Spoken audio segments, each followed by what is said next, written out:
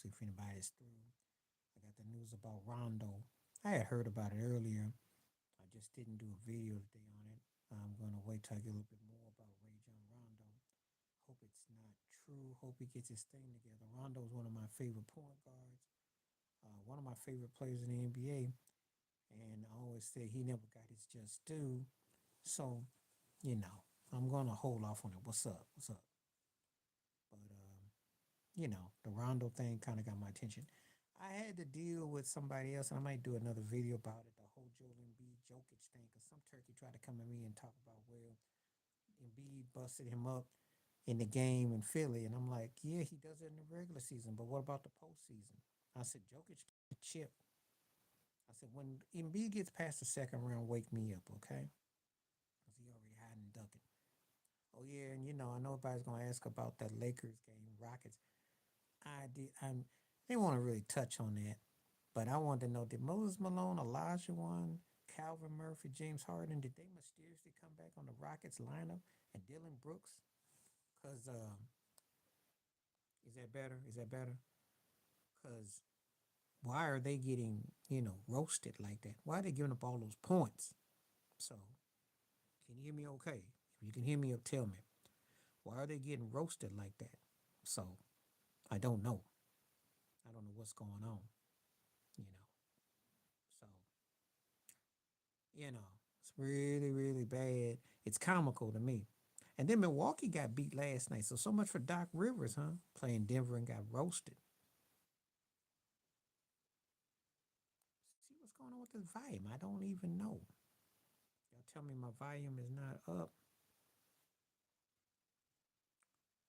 I'm trying to think.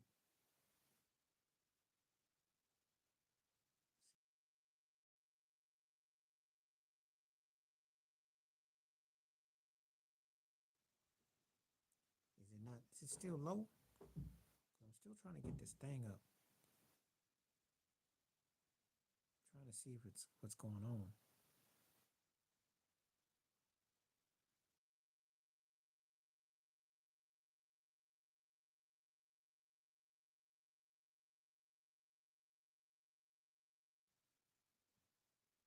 Can y'all hear me okay?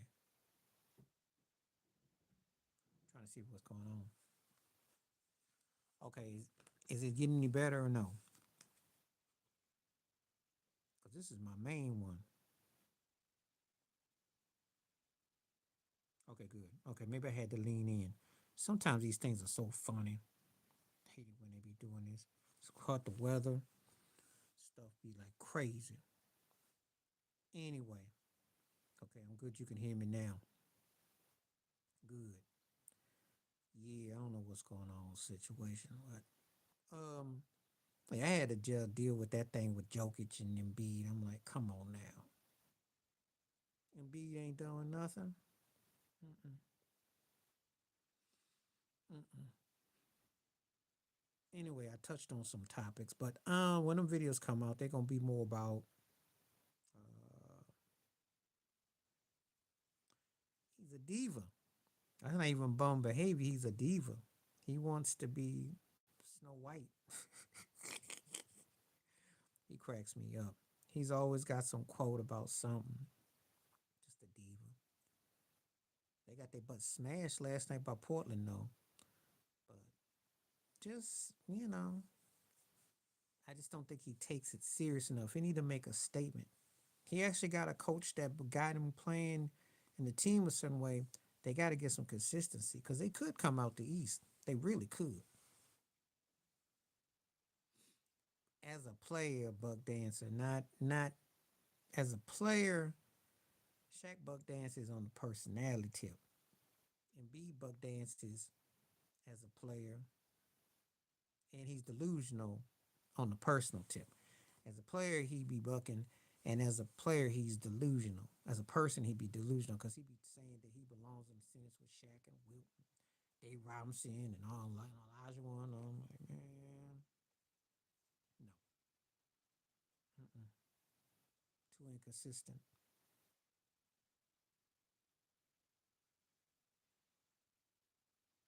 So, but anyway, they got their butt toe up last night. Looks like the Lakers got their butt toe up last night. It's just some bad basketball. Milwaukee got beat by Denver, so much for Doc Rivers coming in. They still gave up 113 points, and Jamal Murray ate that butt up.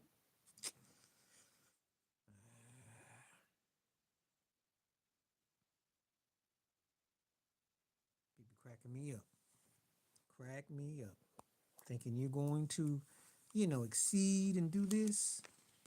No, you're not. You're not that good. Not that good.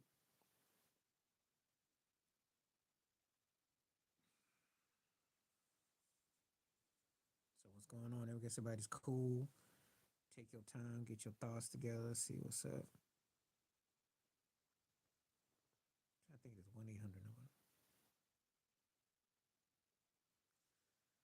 Okay, you want to talk about that? Let's talk about it. Okay. He been exposed. He is a fraud. Yes, his stats are great, but I miss Brandon Roy. Dame ain't done nothing but stat pad. He from the Bay, but Steph Curry owns the Bay. Dame don't do nothing. His raps more. His music is more career more important than his basketball careers. If you want to be 100, I think he overrated. I mean, I don't even like talking about him because he don't do nothing. All that Dame time garbage missed the second round itself. Then he just fell off. Yeah, Halliburton plays hard. Halliburton gets at you. Dame don't get at you. Dame be looking to pop a three by mid by the six by the logo. He don't play no. He don't do much. He got that James Harden syndrome. Yeah, he can score points, but he don't be doing it. Yep. Even though Grayson Allen was known for Mr. Jake the Snake Chop your leg chopper, he did play try to make some defense, and that was good call on Caruso. Because Dame is not Drew Holiday, and they go. That's why Charles Barkley and them can sit up there and say they don't take him serious. That's why they sit there and they don't take Milwaukee serious. They got a big hole in there, and they trading off defense for firepower is not gonna cut it. And I'm not even sure Dame's a good sidekick. Dame's one of those kind of cats. If you put him in a situation where you got a front runner and another piece, then maybe. I'm not even sure he's a good side piece for Giannis. Score, but he's soft. Nobody's scared of him. So yeah, yeah. Because when he joking and sometimes he makes some points. When he except for that whole slurping up the Boston Celtics crap he be doing, I be like looking at him. So I'm like, what are you looking at coming out the East? Please. I ain't just saying this as a Heat fan. You know good and well the Heat ain't worried about him. Come money time, Boston will find a way to choke. That law firm of Tatum and Brown does not work. They've been doing it for how many years? Um, of those cats, Kenny, I kind of roll with because Kenny's halfway acts like he's got a little bit of intelligence, a little bit there, kind of a little bit. And for all those cats, as far as not basketball, but everybody else be lying. They have to lie because they know the quality is garbage, but they want that wear them suits and eat good and be on TV and shuck and grin. You got to sit there with Ernie Johnson and tell the lies. They know the basketball that's going out now is WWF. They know it's horrible. They know it's a joke. They know half these cats that are playing today couldn't carry their mouth guards. Yeah, I like Jet. I like Jet. But they know this. They know the league is trash. I mean, the NBA sucks. Most people don't even care to after All Star break. And if everybody's got to score 50, 60 points like they Oprah and they give them out a car, that's not believable basketball. Everybody ain't that good. A Magic Johnson up there lying to about, oh, the talent is so deep. If the talent is so deep, who's gonna win the chip? Is Luka chip worthy? Is Devin Booker chip worthy? Is Donovan Mitchell chip worthy? Dame chip worthy? Who winning the chip? Embiid chip worthy? You got it like that. So I'm supposed to believe that this is like the greatest era of individual talent. I might do a video about that tomorrow.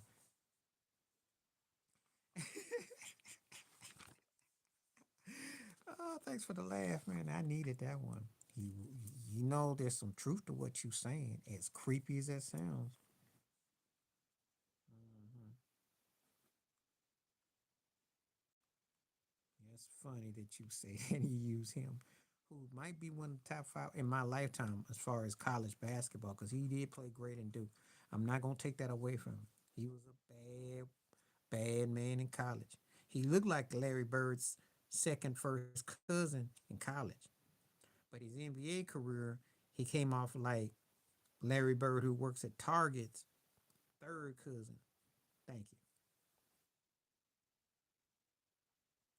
Yeah, but you gotta remember something.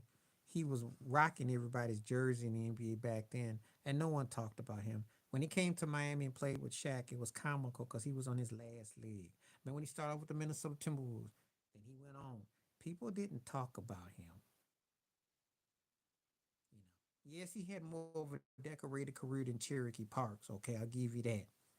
But no one talked about Christian Leitner, his career NBA.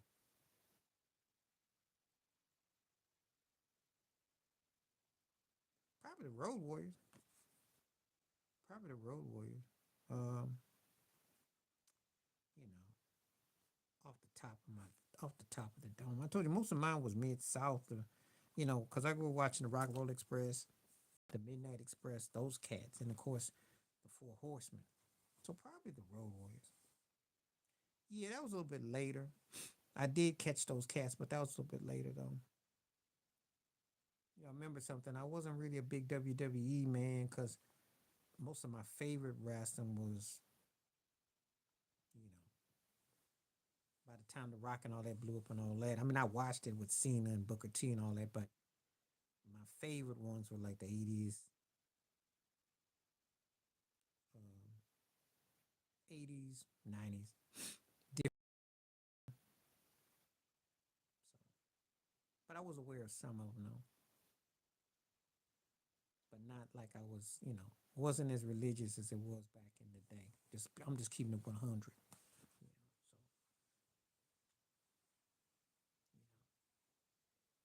so it was different back then. Because actually, I was more favorable to watching that Mid South and that other wrestling than I was watching WWE. You know, I know Vince McMahon was like pimping already. He was a godfather and that, and they were huge. And I got it. It's just that I stuck loyal to the ones I watched. That's all. That's all. But okay, I'm glad you got serious into your Christian late night history books. I gotta give you props on that. There's a guy named Don King that like to have a word with you outside.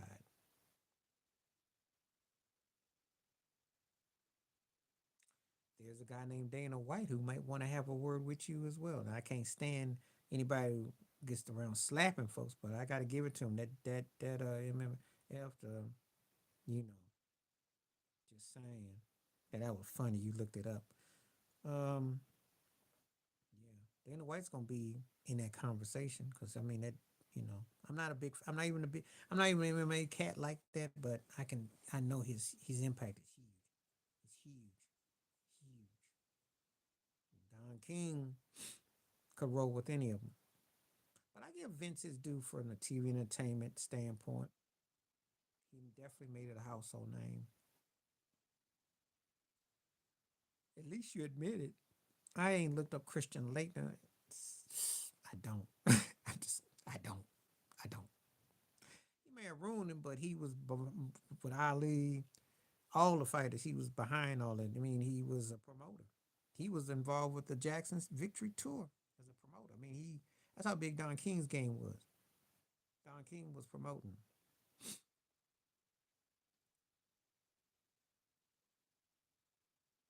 He got in. I don't know why. I mean, he wasn't an absolute scrub. I mean, he wasn't like he sucked. And he played in a different era too. You know, what you thought he was gonna average 6.8 or something? Being honest with you, look, let me tell you the truth about Leighton, what I remember. Probably averaged 12 points a game. Probably played for 12 teams. I mean, and I think he's with Atlanta. Yeah, he could shoot, but he was just not that dude in the NBA. Let me let you on the secret, right? Because you're a little bit younger, and I'm gonna let you on the secret, right? Johnny Dawkins back in the day wasn't really until Kyrie, and I'm trying to think who else was it. Them Duke boys didn't really come to the NBA, and they didn't really bring it like that. If you want to know the 100, most of them Duke boys, Grant Hill was good. He got hurt. Could have been. That's a woulda, coulda, shoulda. But them Duke boys weren't. They weren't exactly turning the NBA out. Just keeping it 100. So yeah, he was nice, but I'm talking about when I'm talking about a career where you sit there and you debate if this guy's one of the greatest players, or when you say great. I like EB. I think EB's biggest problem is he played with the wrong situations. He didn't get utilized, and he didn't get into a better situation. But you know, Duke had all them white boys, and you know they weren't really that memorable. Krzyzewski's bigger than most of them white boys that he coached. That's just a fact. You know. Yeah, I like them, but when we talking about all time greats, that's what we're talking about. See, a college that produces great players, that's what you remember. UCLA did, North Carolina did it. That's what we're talking about.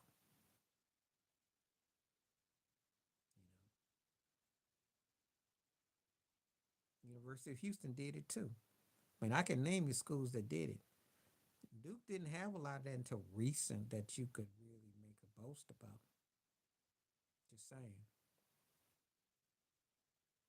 So,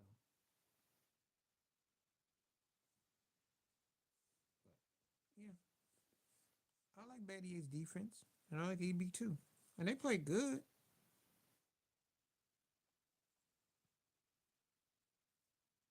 You know, so depends on what your criteria is and what you know,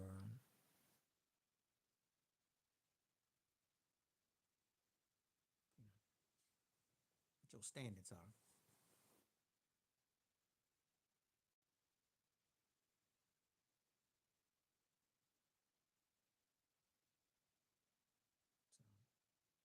So you tell me what your standards are for college players and teams, and I can tell you some stuff. You know,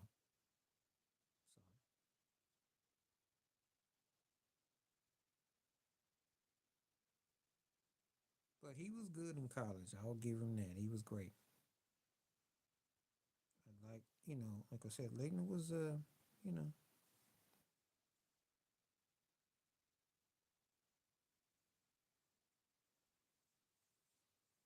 okay, Malcolm. But what happened with your Lakers last night? Why they getting blowed up by the Rockets? You got please explain that. Did Calvin Murphy, James Harden, Elijah, Moses Malone, Clyde Drexler, Elvin Hayes, did they somehow put the Rocket uniforms on? I need to know.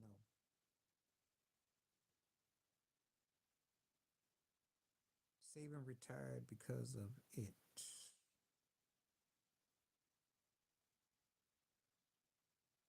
I think it was a smart move that he retired because they never are.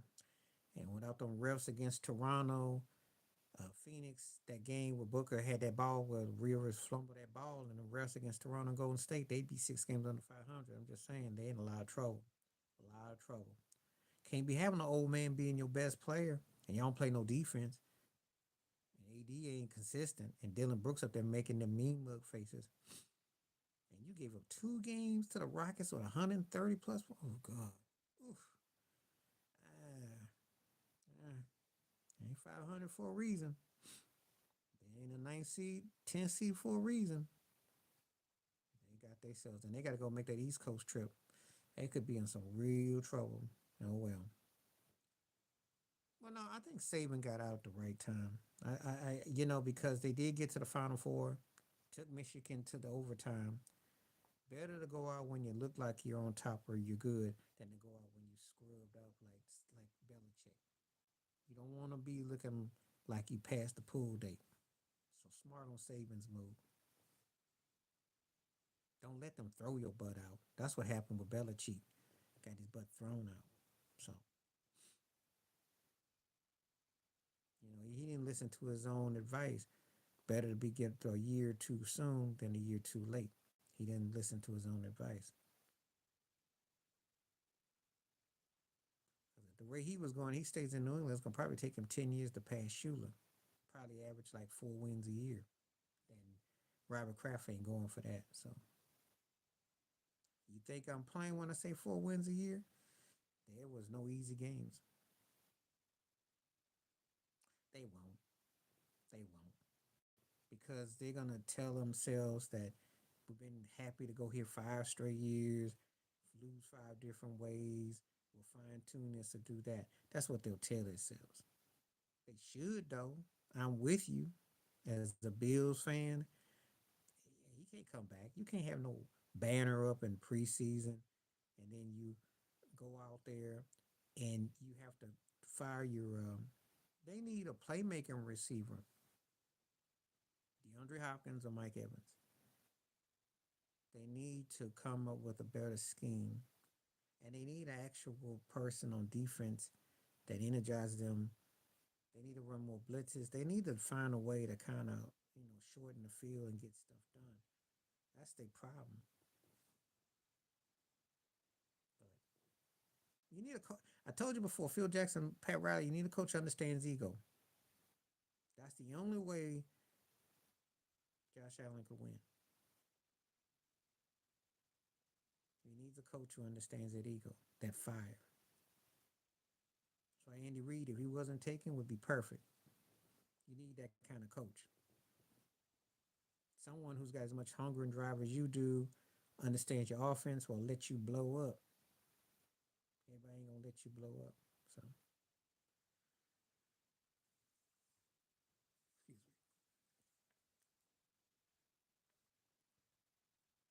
I don't even think that Josh has a bad ego. I just think that he just acts unfocused. Like one of the problems I have with him is just that sometimes he looks great and then sometimes he looks erratic. Like he just be reckless. Throws some bad picks, throws bad coverage, loses the ball, and puts his hands on his head like, oh my bad. He used to overthrow the ball. Didn't put enough, under overdo it. He either underdoes it, overdoes it. It can be very jarring. And it's a shame too, because he got scary talent. But that don't mean nothing if he don't get used right. So, you know. I did a video, it's gonna come out, and I said I hope Mahomes just runs the league with chips and loads up because of how they treated black quarterbacks over the years. I really do. So it was the icing on the cake, but I'm not, unlike a lot of other Bills fans, I'm not sitting around blaming the kicker for that game. We just lost the game, lost the season. If you want my honest opinion, blowing that game against the Broncos was embarrassing. Blowing that first game against the Jets was embarrassing. Just be and blowing the game in Philadelphia. You don't deserve to win nothing. Those 3 games right there are haunting. Lose to the Jets when you knock out the starting quarterback who had an invisible butt sack, and you let Zach Wilson beat you at the end. You're gonna suck. Then you got the Denver game, 12 men on the field. You just too dumb to see where you are. You deserve to lose. So, um, lose to Philly. You miss an open man. You got them on the road. You play a great game. You deserve to lose. See, there's too many inconsistencies and it's not finishing up. So, lost to New England. Mac Jones had his best game against you. Then his butt rode the pine the rest of the way. Uh, no, no. I love it. I love it. I hope he does his thing.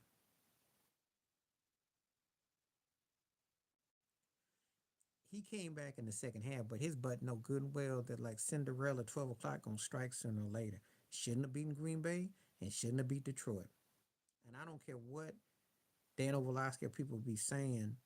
Um, I don't care what they be saying about that game in Frisco. Detroit should have spanked that butt. He been looking very vulnerable, but yeah, they got an agenda. He basically a systematic product quarterback. He basically game manager. It's kind of what Cam Newton tried to tell people. Because Purdy really ain't that. If McCaffrey don't go crazy or Debo don't get going, what you got?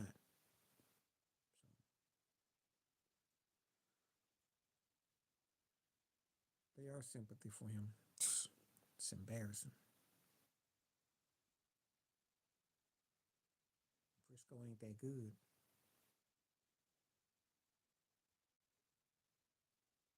200 what? You talking about 200 million? What you mean?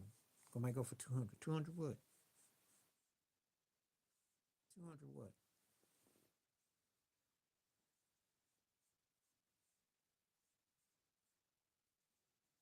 You got to tell me what the 200 means. If you talking 200 yards, Kansas City ain't giving up that kind of yards, yo. Have you seen their defense? Oh, against who? Against who? You ain't gonna do it against Kansas City. Uh-uh. See, I'm seeing it for what it is. They playing some defense. Now, you could say it was in the snow and the cold against Miami, but they still shut that butt down. They did enough against the Bills, and same thing as Baltimore. It's like they had Lamar thinking, I got to keep up with Mahomes. No, Kansas City puts the pressure on you.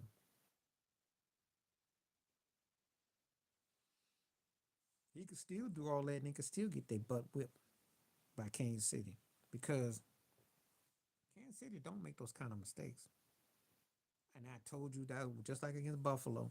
I said you can't let him sit there and post you up and catch them rocks and back you up and then go off. You do that, you in for a long day. Game's over. Game is over. He too good. He too good.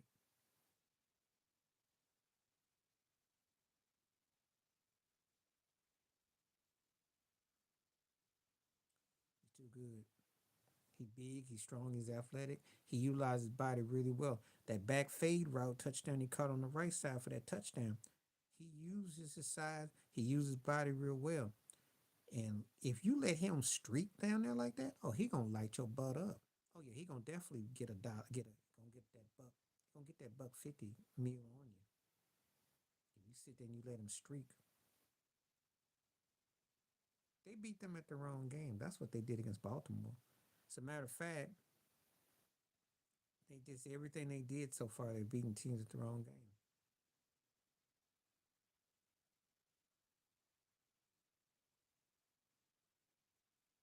Sure, the Super Bowl could probably be a blowout though. We'll see.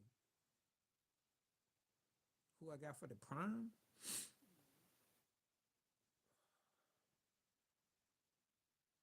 I'm gonna say Grunk because he was raw.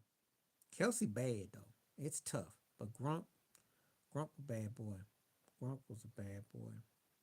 Bad boy. And because Grunk really was more probably more instrumental, that Brady really utilized that more so. He did a lot of stuff.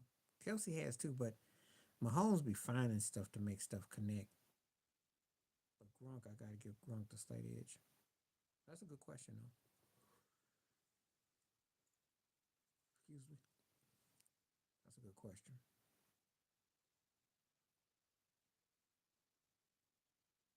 Okay, that's fair. That's fair. I don't think there's really a wrong answer. It's just that Grunk kind of moved me a little bit more, especially when they started. He came up big in the different Super Bowls and playoffs, and his size and athleticism. But you can't go wrong either way. Can't go wrong. Kelsey been bad too. He's speed. He's endured. He's tough.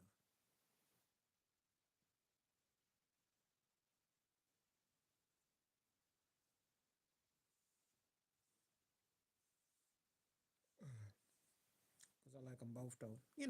They two of the best tight ends ever, and I can put them with Shannon Sharp. And you can put Kellen Winslow, Senior, and Tony Gonzalez in the top five. You can make a case. So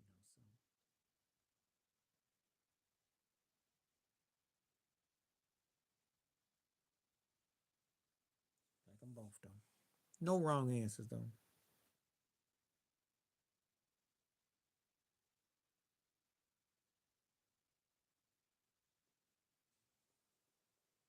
Yeah, he deserves credit because it was a smart move. I mean, he obviously saw what I saw.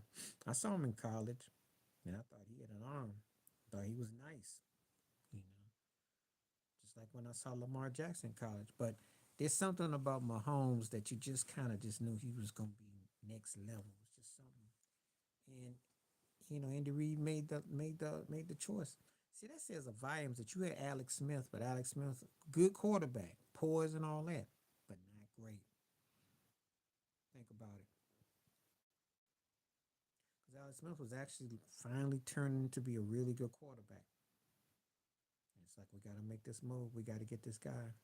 Smart move, what I say. Smart move. Four Super Bowl appearances later, two rings, and one runner up. Andy Reid looks like a genius.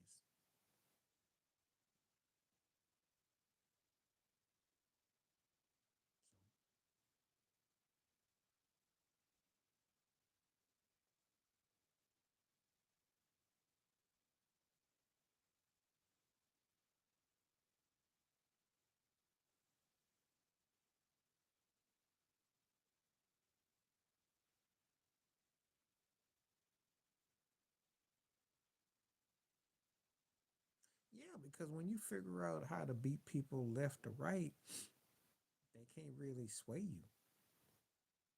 And you got to remember something too. I mean, he had gone up against the likes of Deshaun was up and coming.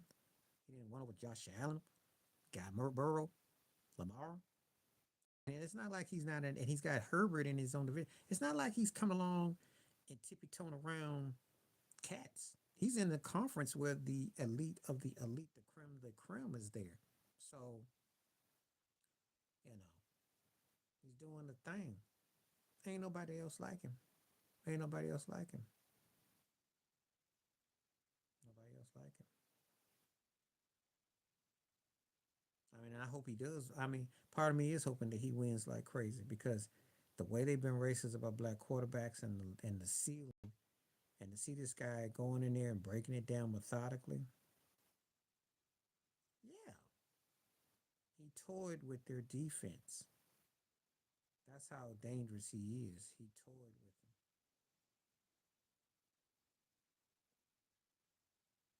Because this is like the same guy that was struggling mid-season and people writing him off. Please, that's a bad man. That's a bad man.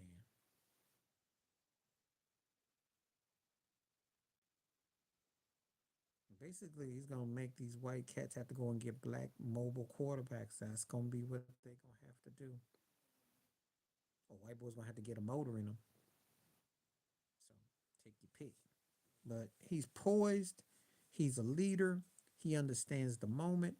He makes adjustments. He's coaching on the field.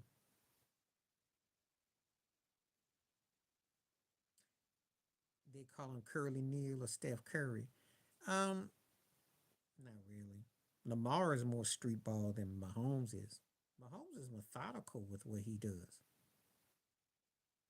It's just that he's agile enough to use his right hand, left hand, and pedestrians. I can't believe I said a big word like that, so hold that against me if you want to.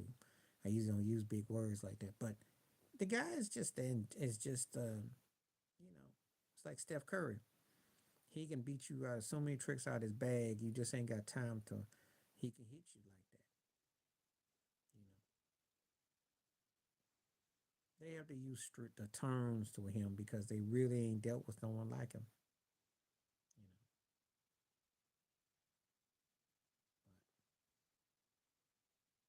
but Lamar's got more street ball than Mahomes do because he actually like draws up in the sand, but the way he tucks and goes. But Mahomes, it's like ballet style because he'll float on you, flip that ball, and it's nothing that is not rehearsed. So I'm gonna tell you where I got this from. Used to watch Charles Barkley, Shaq, not Charles and Magic Johnson. It was Magic. So my buddy back, I was living in Washington State. We used to always stay up late, watch the NBA, right? So if we use a big word and it's dark, I said, watch it, Magic. Watch it, Charles. Because, they say a big word and you'd be like, uh-oh, what time is it? Let me check the clock. So, true story. I think it's on YouTube. You can look up Tyler Hero. They said some word to him. He said, what's that mean? Tyler Hero was stoned. So it happens to white boys too, but that was funny though. But yeah, big words too early might can scare you.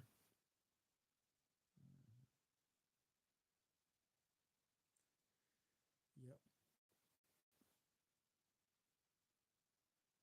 All black.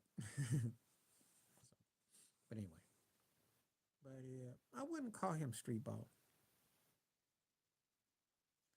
Yeah, he be like he's like if you've ever seen that what's that what's that white boy uh straight out of Malibu. Like Tyler Hero is white and he's got try to be cool and he got but it is kind of cross like some adaptation of black like he's trying to be hipper than now and it do be making me laugh. I be watching his press conference and he do I could so see him saying, "Yo, I'm the hero, not the zero." Pull the old Vanilla Ice one out, because he kind of got that vibe. Man, he mean well, but he do be trying too hard sometimes. I just want him to try hard on the basketball court because that's where I want him to blow up. I just need him to stay well and come back. So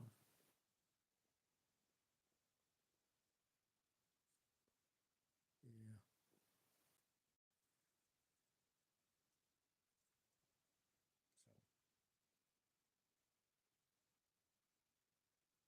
So are you crazy? That wouldn't do no good for us. Are you funny? You being funny now.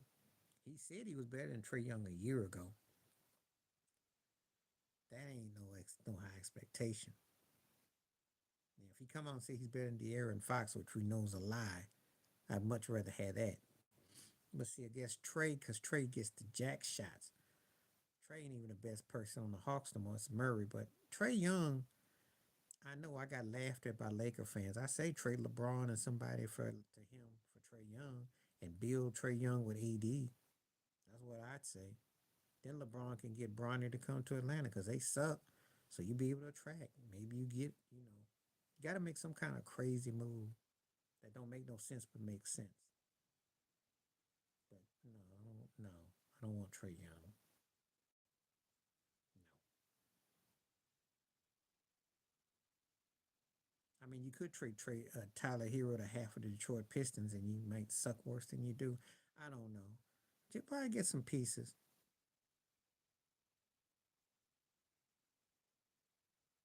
He is a bum though, because he be on that. If I feel like it mindset, and that's what be so frustrating about him. He be on that if I feel like it. He's not consistent, so he is a bum. I hate to say it because you know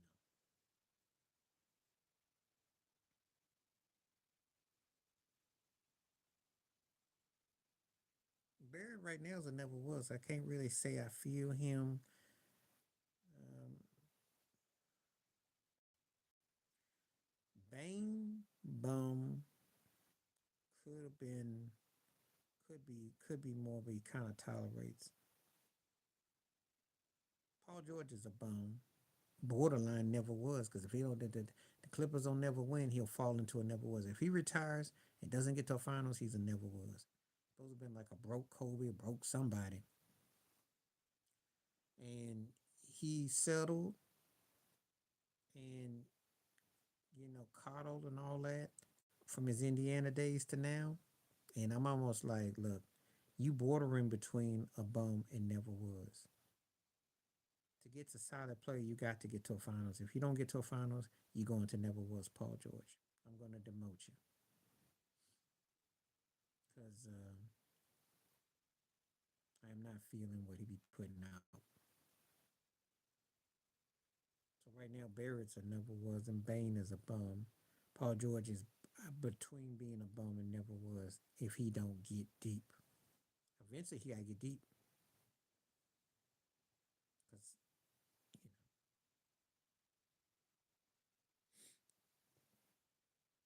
Well, Brandon Roy's got an eye. It's incomplete because he got hurt, but I liked him a lot. Otis still played hard. I say considering he overachieved, so I say Drexler was a great like Clyde Drexler. Yeah.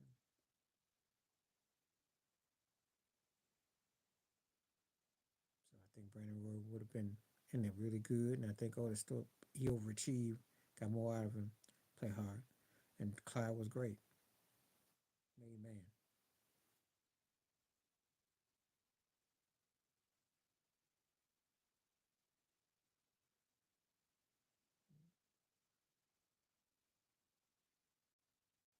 I never was one of them bitter white boys who, uh, had a one trick stick. I didn't really find him funny, and he sure as heck couldn't take it to a movie theater. So really, what was he about? He never was to me.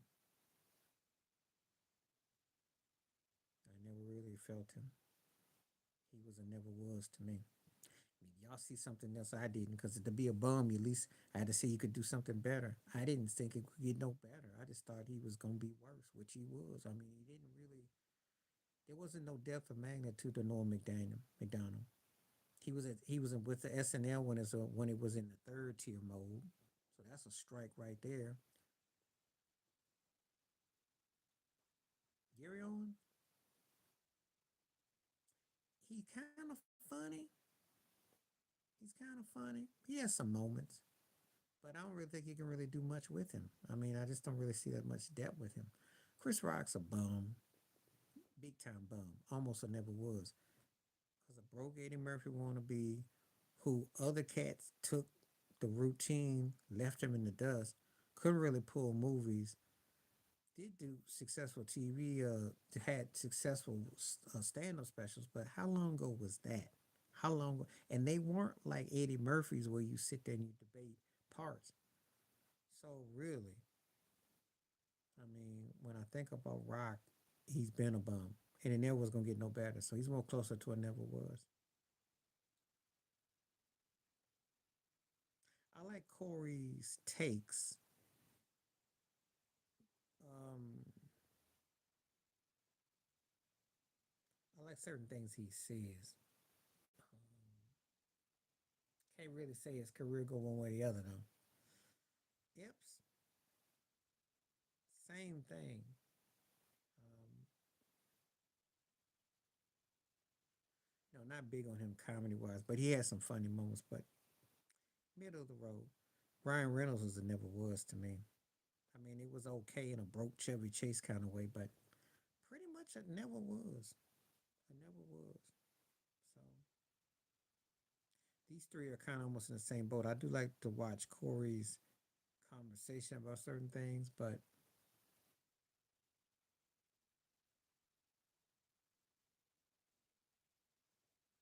so that's my thoughts on that. Yeah, yeah. I told you when it comes to entertainers and stuff, I'm gonna be more hard on them because I'm gonna tell you a lot of them mainly are never was, even though they've had some hits or something. But really, ask yourself, how much of body of work can you really sit there and say, "Oh, Gary Owens," compared to white comedians? How far did Chris Rock really get beyond what he did? Common the rapper, yeah, should have been better. Should have been better. He's an actor now, so that's all he be doing now, polishing up his head and be up there with Jennifer Hudson. But he bought and paid by Hollywood. It's sad too, cause I remember when Common Sense, I used to love her. He had some nice spit back in the day. Went at Ice Cube, had some nice game, but he bought and paid off. I can't feel him. And I'll be honest with you, as an actor, he's a one trick pony. He never was as an actor. Don't be buying him as an actor. Pfeiffer, solid, solid. Because actually, when you go from a broke Grease Part 8 to Scarface to Dangerous Minds to, and hanging with Al Pacino doing movies, multiple. Yeah, she's I ain't gonna call her a made woman because to me, a made woman is an actress that I'll say across the board for me. For me, not only award, not so much about awards, but she can dominate and she's versatile. But Pfeiffer is solid for me because she does her thing. She does her thing, and what I mean by do her thing, she's cut off for certain roles, and then she's legit. But I don't look at her as like some all-time great actress though. To be made with me, I gotta hold you in like a critical acclaim. I gotta look at you and say, yeah, you were bad, aliens and aliens. I gotta look at you like I kind of would look at what Kate Winslet was able to do, what Jodie Foster was able to do, what Angela Bassett was able to do, what Meryl Streep was able to do. I can say your name, I can roll. Pfeiffer is like a tiered two doors away from that, but she's solid. She can definitely hold her own, had an appeal, and was legit. I just don't hold her in that high made because made to be made with me, you gotta be like you're you're almost like 101. And it ain't but a handful like that. Ain't but a handful. But I can respect your opinion though. And she definitely has a good catalog of career. So you're talking about Esther Rose, but Felicia Priscilla Rashad, solid, solid, solid. I'd say solid. Esther Rose, Florida Evans, solid too. Solid actress. Because she did do Five on the Backhand Side. I seen them do different roles and definitely believable. And I'd say solid. John Amos, solid, good actor. Underrated. Underrated. But you play Kunta Kinte and then, coming to America, um, and and on the Mary Tyler Moore show, and then Let's Do It Again. I mean, one of the most underrated actors ever. Yeah, love John Amos. One of the most underrated ever because he done a lot. TV, comedy, drama, underrated. Incredible talent. Very underrated.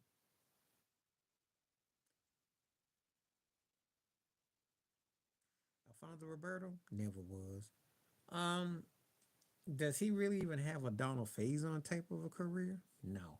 He's a personality, basically because of that Carlton dance is what sold him. And he was successful on TV shows and, obviously Moonwalker with Michael Jackson. Had some personality, got showbiz entertainment for like, if you like the variety show thing. That's why he's good on, uh, Dancing with the Stars and, that kind of thing. One of those kind of cats that's always going to have a job. But was he necessarily talented at anything particular that you sit around and go, oh, we're going to, no. So known, you can be known, but you can be a never was. How you like that? LeVar Burton, solid. Are you kidding? He used to play all the black roles. He was the Chadwick Boseman of his generation as far as playing on TV roles. He did everything. The Ron LaFleur story, which I remember, Kunta Kinte.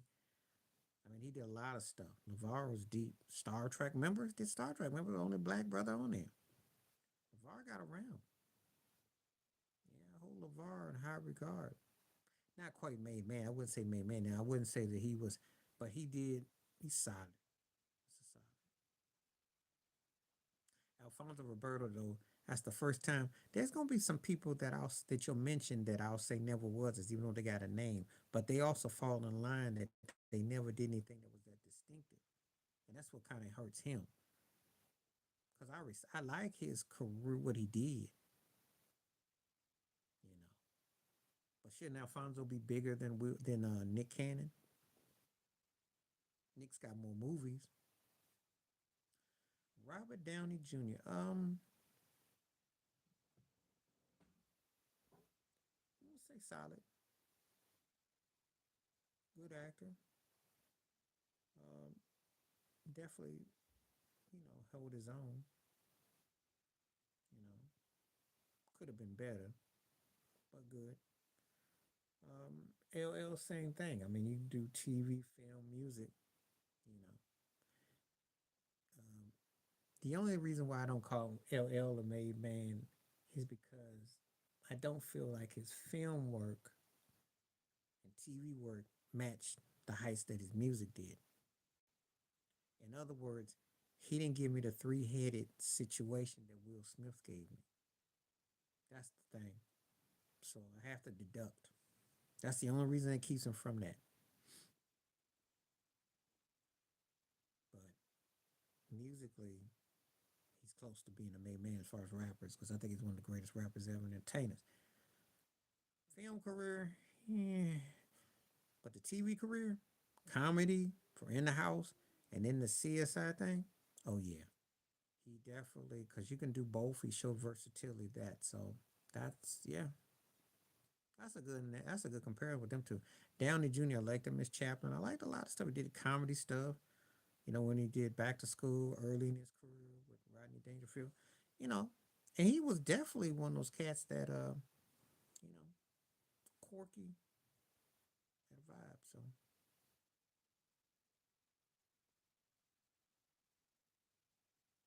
it's a good one.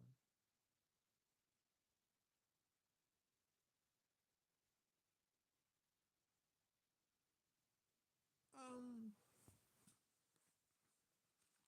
he is going to fall solid, solid, solid. Oh yeah, let me go back on that. So I'm gonna take this one back. LL will follow in the superstar, and Downey will follow in the solid. I gotta put the tears back, so we'll go back to that. So I'm gonna say that because LL will be the superstar.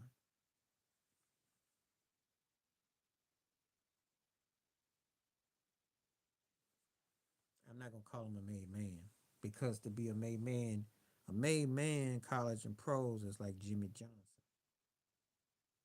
If that's a made man, college and pros. Um, um, and I know, but you're gonna throw that at me, but it didn't. It doesn't resonate like Jimmy Johnson's. It doesn't. He blew a Super Bowl. He blew a college bowl game, and that's what works against him. That's why he's Christmas Carol because if you take those two blows, even if he wins just one of those two, either the college one or the Super Bowl, to what he had already accomplished, but he has too many of these episodes where he's been great and then he's been a dunce.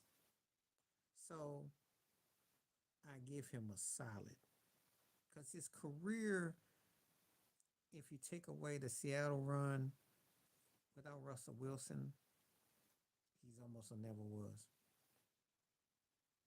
So I got to keep it 100.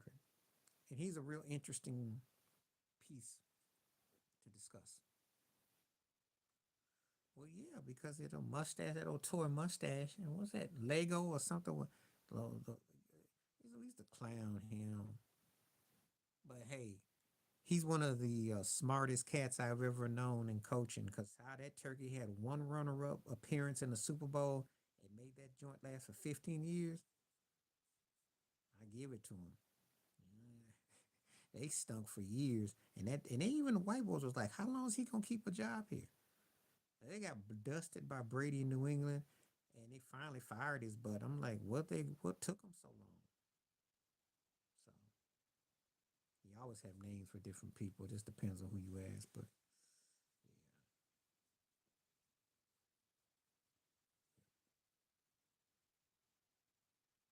he is shenanigans because if he don't win the Super Bowl and with all these different quarterbacks and all this hype, but they ain't gonna fire him. No. They'll say, well, if they lose, they'll say because Mahomes was too great or Andy Reid was better. They'll come up with some excuse for him, even though they should have lost these last two games. He very fortunate that Green Bay and Detroit, especially Detroit, found a way to choke it away. He very lucky. Count his lucky stars.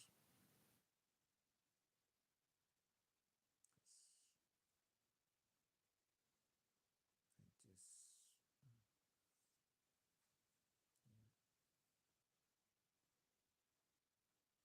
oh yeah, I got other names. I call Eminem Eminem.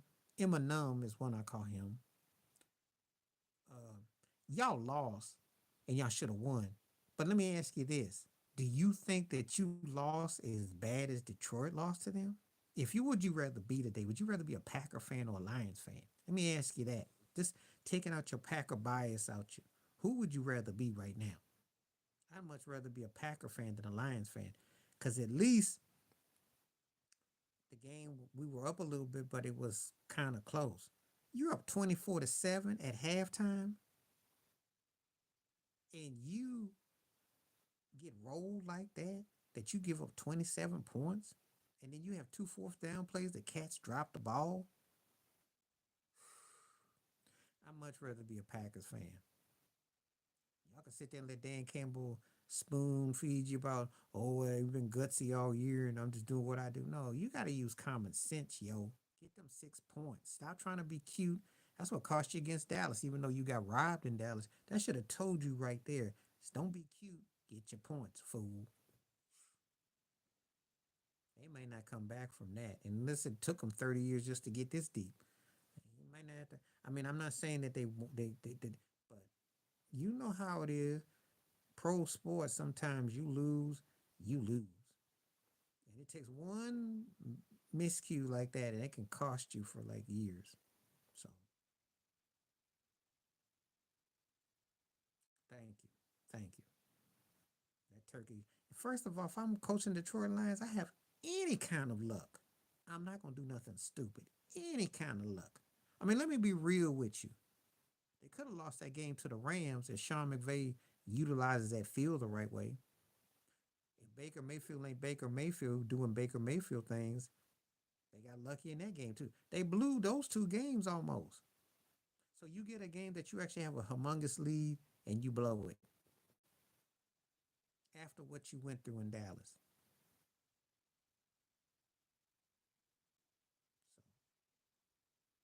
So thank you, especially in the playoffs. That's what Mahomes would have done. Can't say he ain't got no problem putting no three on your butt. What they do to Miami? Put threes on their butt and they wax that butt by 20 plus points. Don't be cute.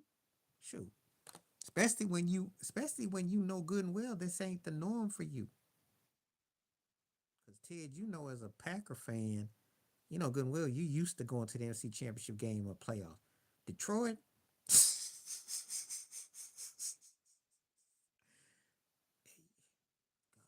you, you start talking about the last time Detroit got this far, you got to go back to when Ren and Snippy were on TV, back when The Simpsons was new.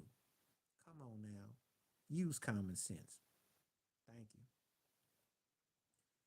But you trying to be all smug and Dan Campbell had a meathead moment. I'm like, yo, you barely won those two playoff games you just got to get to Frisco. Rams should have beat you. If Baker Mayfield ain't Baker, they almost came back on your butt. Why would you do stupid stuff? Especially when you got a 20 plus lead. You was beating Frisco's butt up. Purdy was looking lost. Shoot. I mean, the ball ricochets off a dude's helmet. I mean, stuff just turned on you in the third quarter. It just turned on you. It's typical Detroit Lions. And they can't laugh at nobody. They can't laugh at nobody. They blew a big old butt lead, and they um, ain't been in the postseason since like I said before. Shoot, last time the Lions were relevant before this year, you gotta go back to when Naughty by Nature was running things and crisscrosses and boys to men and stuff. Come on now.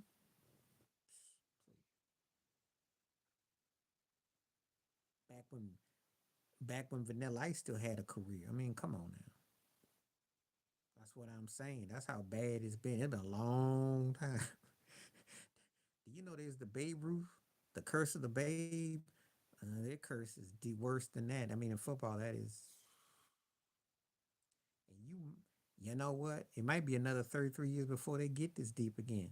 Keep on, keep on, because the end that division gonna get better next year. And Green Bay gonna be better. Minnesota gonna do something about Kirk Cousins or something. So you do stupid stuff. You win dumb or do dumb stuff, win dumb prizes. So I'm just saying. You may have them poopy again by the time they win again. Shoot, I'm just keeping it 100 because I mean, you know, I remember when Robert Forche was their player. I remember, and Wayne Fonts. Wayne Fonts was the coach, and he was a good coach, and they ran him off. They ran him off. They sucked for a long time. Yeah. So, like the helmets though. And as a matter of fact, when I watched Beverly Hills Cop, especially the second one, that was a they always like the Eddie Rock in that Lions jacket. That's what I like. Yep. And he stunk. He was great in college. He stunk. He stunk. University, he was bad in game. And they had a long list of quarterbacks who just came up short. Charlie Batch was okay for them. Well, you know what? The way the Lions have been going, if Warren Moon was 94, they'd beg him to come out the retirement home. They haven't had much luck with quarterbacks.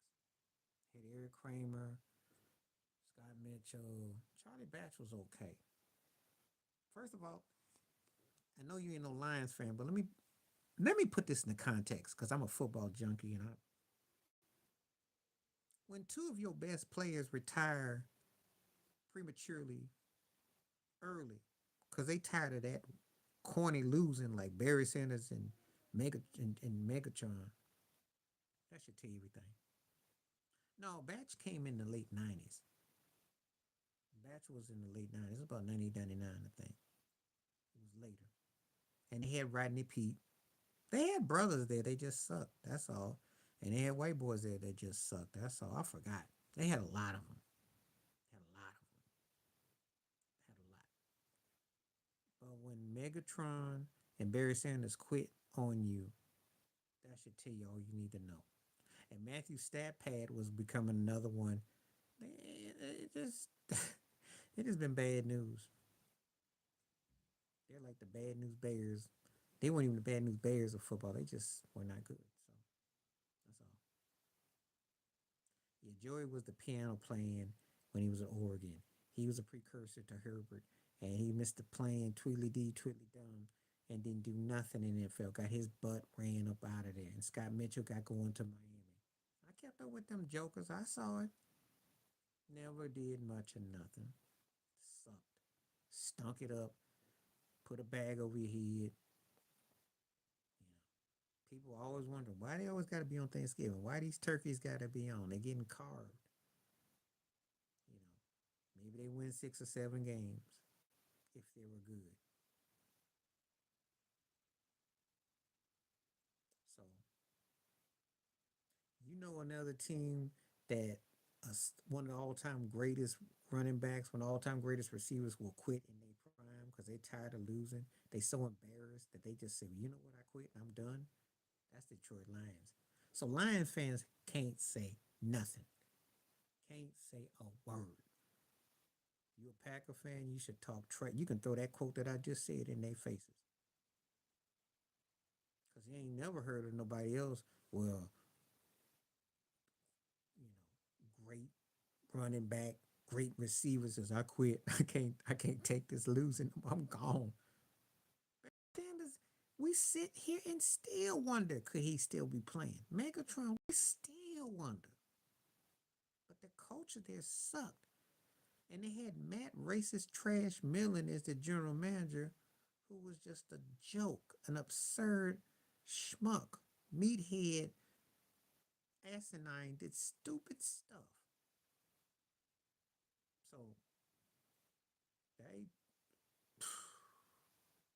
and he ran Jim Caldwell out too, which that was personal.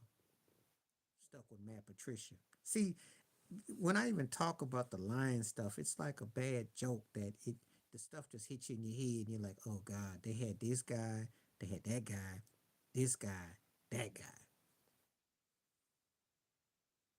Yeah, I remember that. They was trying to hustle the money back. They should have paid him 10 million for even wasting his time with that old janky team. Shoot.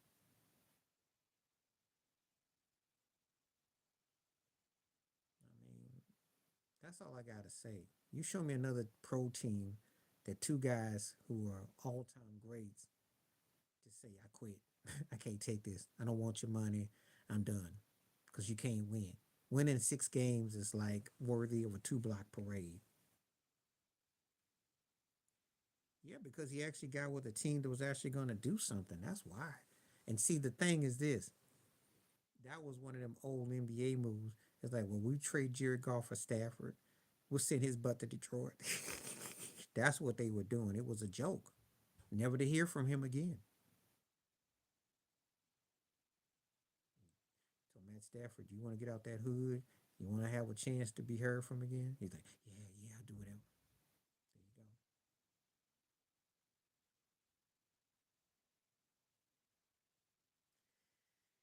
Different though, because Belichick is better than anything Detroit's ever had as a head coach, and also uh, Brady could win in different sets. Stafford underachieved with Megatron. He could throw deep passes and bomb, but no one ever really took him. You know, that's a bit different. I know what you're trying to say, but you know, Detroit felt sorry for Stafford because they knew Detroit has a losing culture. So, you know, but that mindset came back. You can tell them Lion fans, and I'll tell them to their faces. You came back to your senses against Frisco. You know your Cinderella shoe was going not gonna fit. You were gonna do something dumb. Can't help it. Can't help it. Should have whipped Frisco's behind too. Should have beat that butt by 10, 13 points, as opposed to losing the way you did. That's embarrassing. If they become cursed again for 10, 15, 20, 30 years, and that's what that they got it coming to them.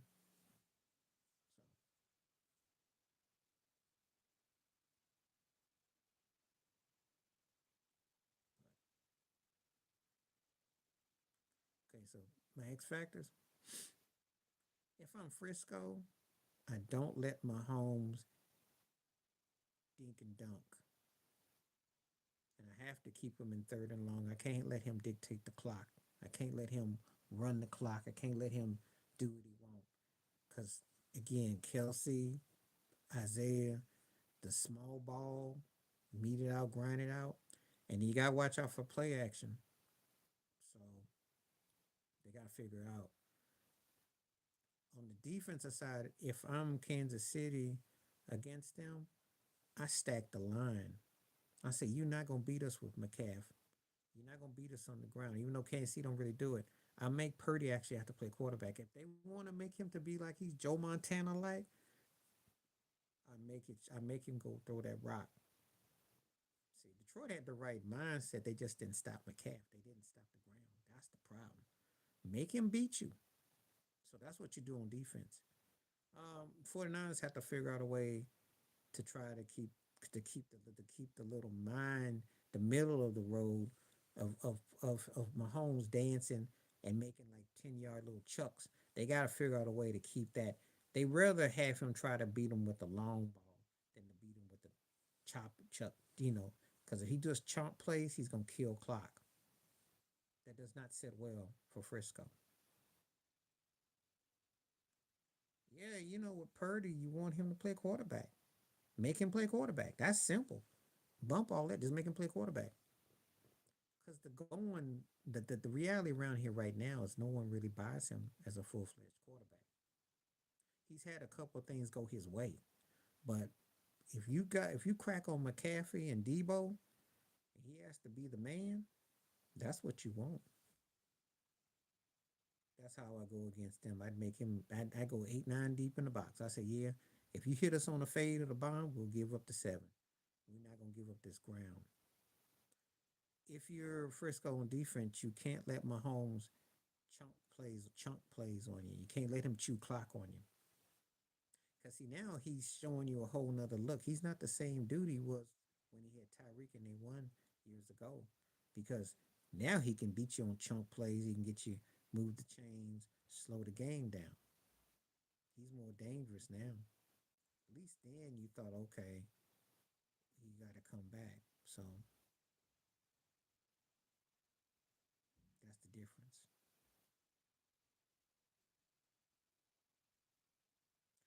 Yeah, but they see when he thinking dunks now, he's getting chunk plays. Remember I told you about Kelsey getting this, getting doing like Gronk, getting your shack on, posting up, and I say barbecue chicken. Except the difference is Kelsey will do those fades on you. Gronk will tear you up with the middle. But if they were able to run the ball, sneak a receiver down the side, they're gonna be a problem. And Frisco does give up a lot of plays. Frisco's not stopping any defense. Frisco did not stop Jordan Love and they did not stop Jared Goff. Stupidity stopped them. And I'm here to tell you one thing we're gonna say about Mr. Mahomes and Andy Reid, they don't do stupidity. That's why I think Kansas City should win this game. Now, if Kansas City wins this game, is because they don't make those kind of mistakes and they're real meticulous and they decide stuff.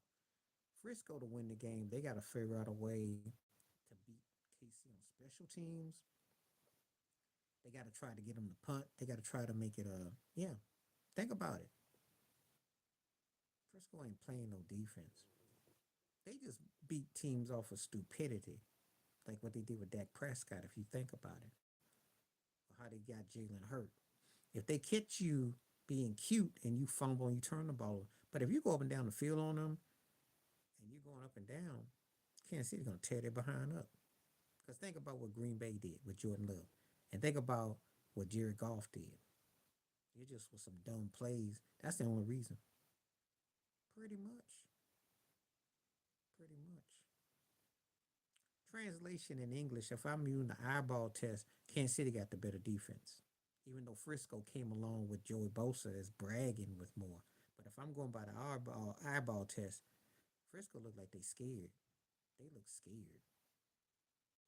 They seem to be more confident when they played Kansas City last time. I mean, I could be wrong because if Kansas City has to have an off game or there's a pick or there's some turnover, that changes the landscape. But I thought Frisco was more solid to me defensively when they played the first time years ago. Then I see going into the Super Bowl. I thought Frisco looked like the better team.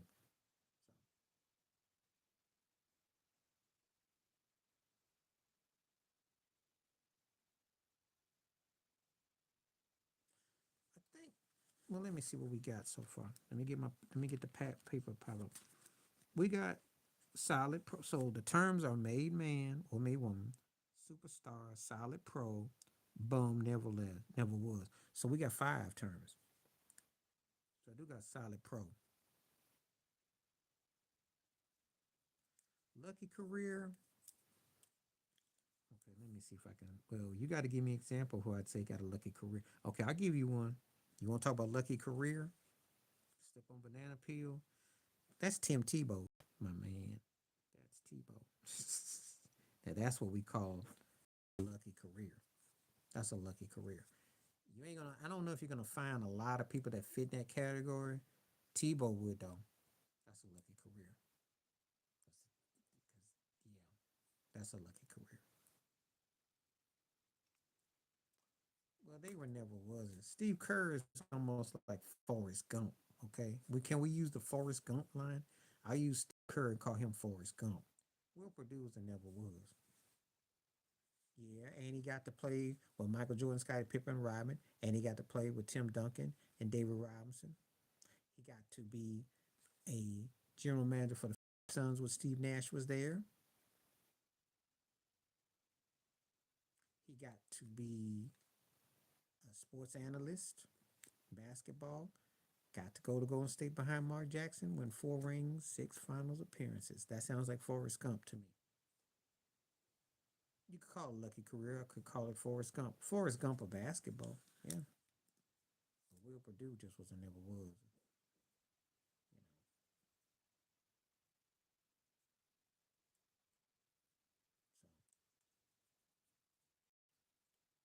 so a lot of them are like that though. There's a lot of white player coaches who fall into that category. You could say the same thing about Phil Jackson. You could say the same thing about Pat Riley. There you go.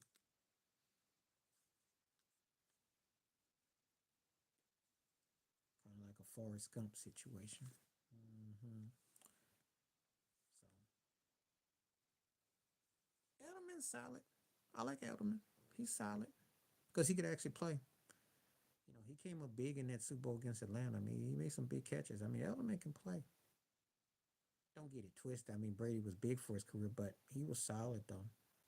I respected him because he was better than Wes Walker. Wes came up, but Wes dropped that pass in that Super Bowl against the Giants. But Edelman was solid. Better than Danny Woodhead and some of the other white boys they had in New England. Edelman's legit. He's solid.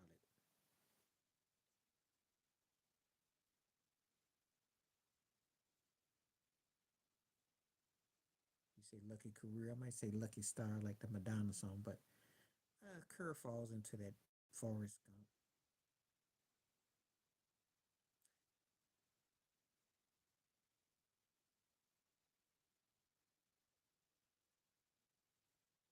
Pace was good. He was good. And Willie Roaf was solid, but Pace was good. Pace was almost great. You know, you know.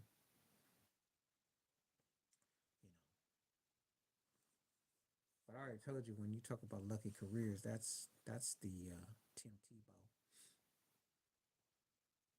And I want to say back in the day, Ronaldo Nehemiah, because they tried him out as a receiver for the 49ers back in '84, and it was over his jurisdiction. But um,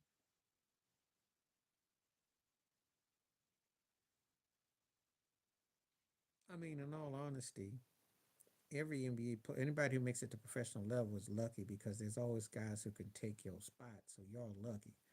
Every player comes in, just like entertainers, actors, actresses. You are lucky you're in that position. Now, can you create the magic? Do you where you go from there? That's another story.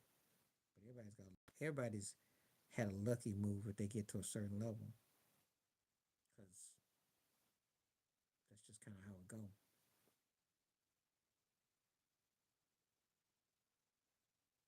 Because they all lucky.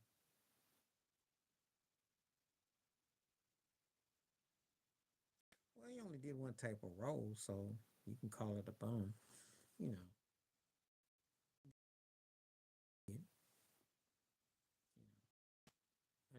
I never saw any great range with him, so yeah, he settled for that. He settled for that. His name is big enough, and his movies were big enough that he'll get the bum honor. Even though Ron Burgundy is big, again, and when you fall into these categories and stuff, people are gonna say, "Oh, you're just being mean," and he ain't that low on the tier level. Well, actually, it's a compliment because he could have been better.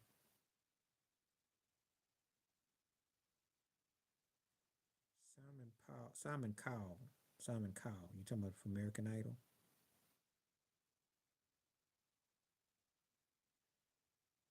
Cowell, if I'm honest, Simon Cowell will fall under solid. I could say superstar if I go by the One Direction because of the success of One Direction. But what demotes him is they tried that other music show with L.A. Reid. I can't think of it right now, and it sucked. And so he kind of lost his luster. Then he got America's Got Talent. So I'll say, okay, I'll give him superstar because he's able to have multiple shows in different veins. But he did take a hit with that one show with L.A. Reid with Britney Spears. That one nearly buried him, and he didn't look too good in that one. So he had some moments when he didn't look too sharp. Gordon Ramsay's a made man. I might not always like everything he does, but you go from the Food Network to pretty much have like 50, 70, 80 shows on Fox Network. He's a made man, and he's known, you know, household name. He trumps Simon Cowell. Simon Cowell ain't really diversified his portfolio. Now they both operate out the same one trick. Bummy, they both operate out of the bum. I like how you did this. Two British men with the angry white male thing. And they both same me. They both fall into the bummy thing. But the difference is Ramsey didn't made himself into iconic. He made himself bigger. Simon didn't. Brittany follows under the because she was a musical movement and she was big and everything. I will say superstar. There's still enough interest in her. She won't be made again because those days are gone. And she would be more inclined to follow solid. Can't call her bum because she was a female musical movement. She really hit big, you know. So she the lowest she could be would be a solid, but her track record was big. Ernie is good at what he does. He's really good at what he does. He's really good at a middle road, but a good strong broadcaster vibe. So, um, but am I blown away? Certain things here and there. I'd say he's solid. He's solid. DMX was solid. Music was strong at one point. Then he did the movies, which were decent. I'd say, solid, solid. And again, like I told you with rappers, because it takes the timing and everything. So that I give him a little bit of a pass because it's a different demographic with when we do that. But yeah, but Britney would definitely get the superstar. She definitely, the book came out, it was big. Timberlake got a backlash. People are more receptive to responsive to what she does than others. So she still got, but she's not a made woman because we didn't get all the career out. But she definitely falls in the superstar. And Ernie is solid. He's solid. Because to be a superstar, I got to feel you more as a broadcaster on certain topics and things, and he don't go there. But he's solid though. Solid.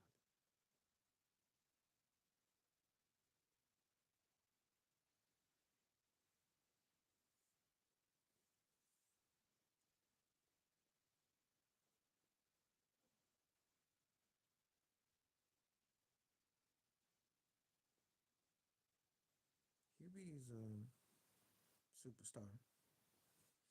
The only reason why he's not made man is because I think his career didn't, like, for instance, if he, and sometimes I hate to say this, you got to put the resume of like some of the Phil Jackson or the Papa Riley thing or Red Auerbach or somebody like that. But X's and O's dude, he's he's strong. Or he can be romanticized like Larry Brown, but he was strong. He's strong.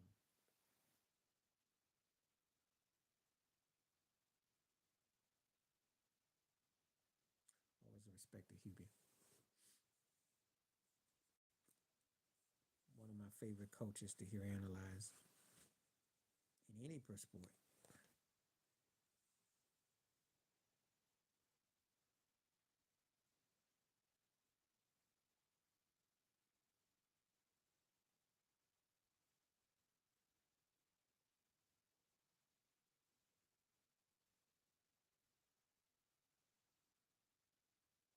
Silas was solid, um, articulate, smart. You know, and just got a bum rap, but I liked him. He was solid, solid, cool. You know, I liked him.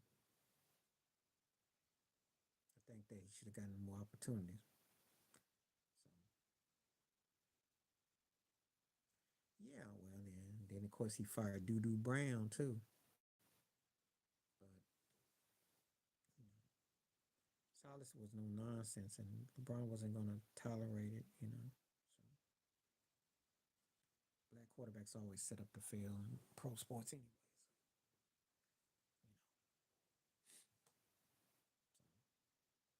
So getting fired by LeBron is no biggie because that happens more often than not. I mean, when you try to get Spoelstra fired, that should tell you need to know. Spoelstra's one of the greatest coaches the last 20, 30 years.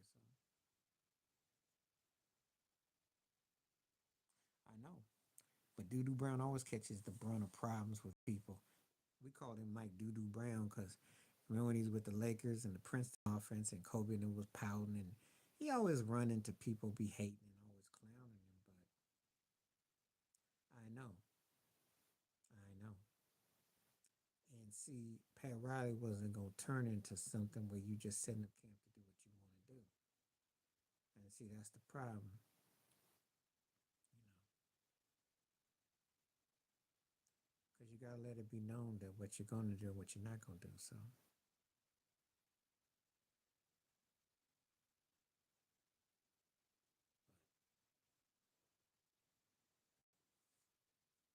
and I'm glad he did too. I'm glad he did.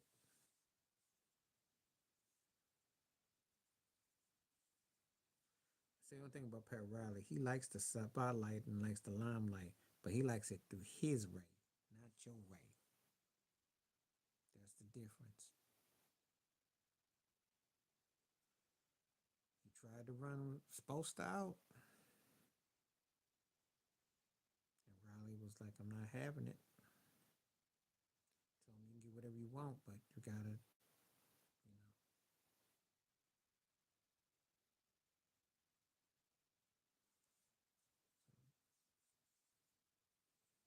he learned his winning from being in Miami. Showed him the culture.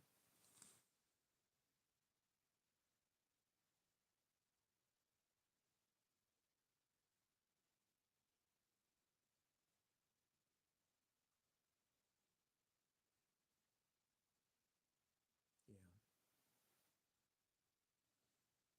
way getting back to Miami was the best thing for all parties. He was out of place in Cleveland, and Riley needed it.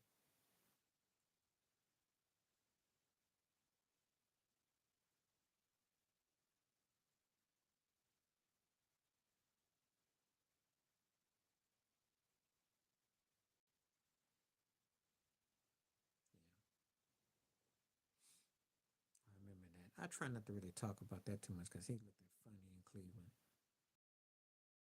It was okay in Chicago till they got hurt. Rondo got hurt. So, but you gonna trade though? What can you pick up? I mean, what they need, they can't get. I know what they need, they can't get. They can't get what they need.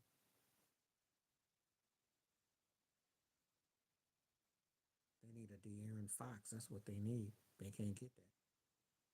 They can't get that. They need an instant offensive cat that can light a fuse in a fire that would set them up. They can't get that.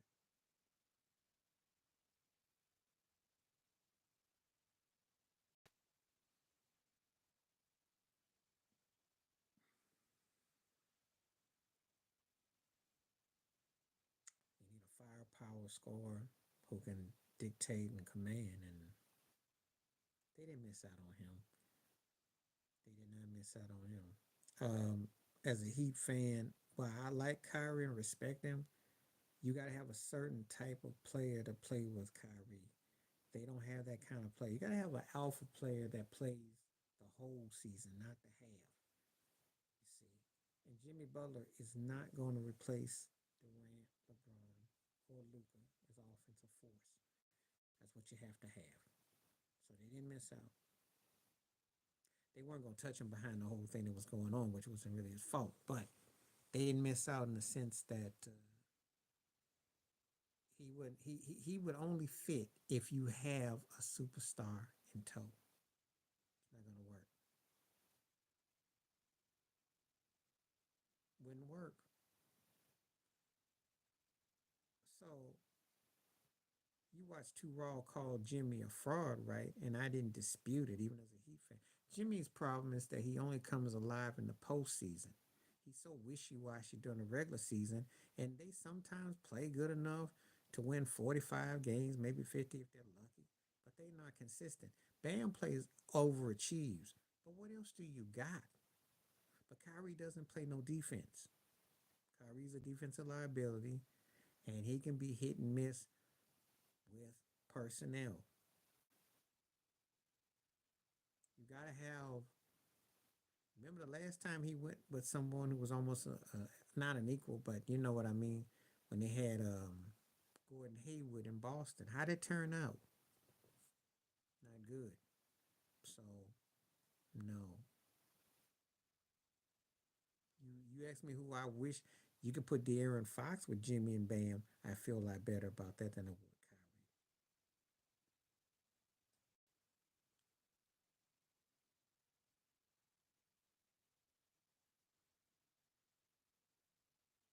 If you had a Jamal Murray, I'd take that.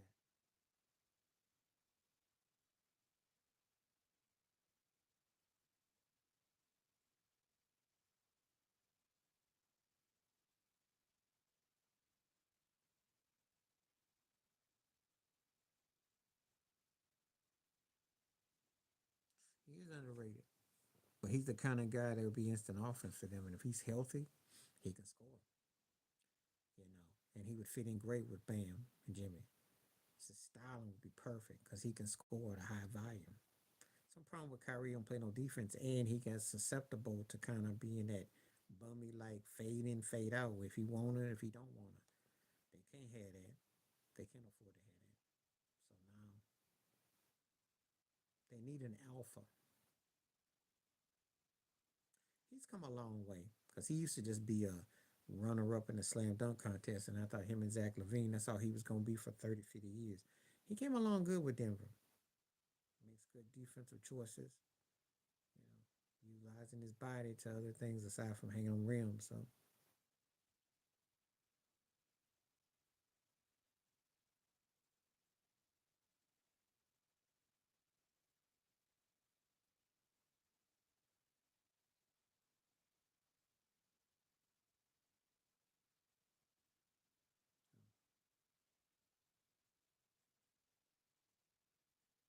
yeah, well, he got the right situation. He utilized his height, and he wasn't asked to do a lot. Even though I knew he was going to be big during their run last year, but he was stat padding and just taking up space and battling Zach Levine. You know, somehow their year-to-year matchup wasn't like seeing Cleveland and Golden State. LeBron and Steph and Aaron Gordon and Zach Levine wasn't quite the same, but that's all it was. But he fits in good with Denver.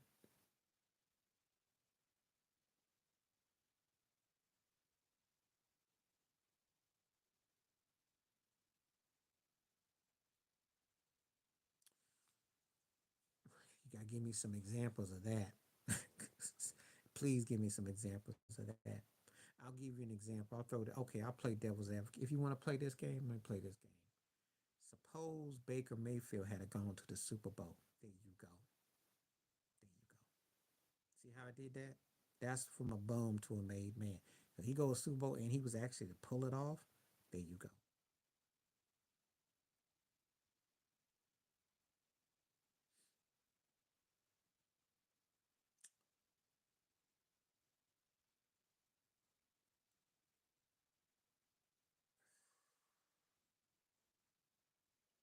Nick Foles was a second tier quarterback, so it's kind of like if you ask me about Jeff Garcia, guys like that are solid because they're not bums, but they're not bums because they never was as they didn't really they can only go up. So if they become solid, they are what they are. But he doesn't exactly he wins the Super Bowl, but he went back to Chicago and he was never going to be a starter. He was a backup man. So it's like you solid. So you have a moment in time. You might be lucky, but you're not a never was, you know. So but you had a moment in time, but it's kind of like midnight came.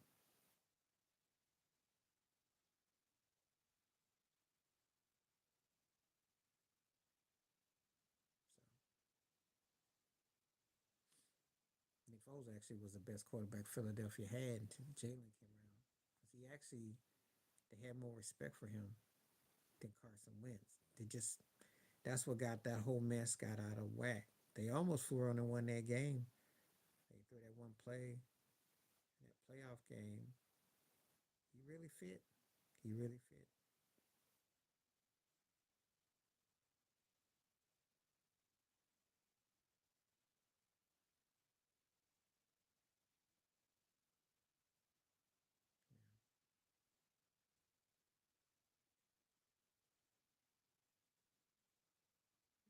was young Big Ben. No correlation to me, but Big Ben was on something. Okay, Jalen Hurts. I'm gonna give him the benefit of the doubt because I think it's got a lot to do with the coach. And the ironic thing is Nick Salami. I know it's Sirianni. Just call him Nick Salami. The same thing that got Doug Peterson ran out of Philly by putting Jalen Hurts over Carson Wentz, which turned out to be the right decision. Nick Salami just can't seem to coach him. So I'm not going to quite say Jalen. I'll get Jalen will get the blame if we get into 6 or 7 games next year and he's throwing a lot of picks and turnovers. I'll hold him more accountable. But right now, I think it's Nick Salami that's messed it up. I think the coaching is a bit irregular.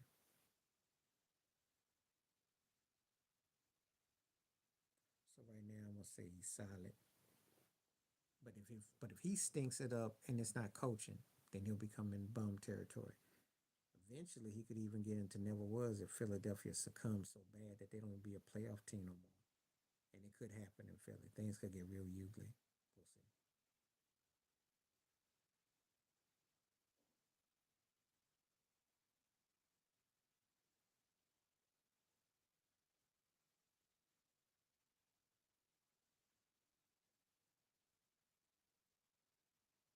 Yeah, he's bum territory.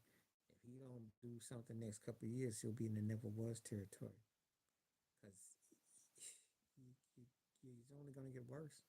And now they're getting knocked out in the first round. They don't even make the second round. So he went from being missed the second round casualty to the first round. So, and bad performances in different ways, turning the ball over, getting outplayed, not good.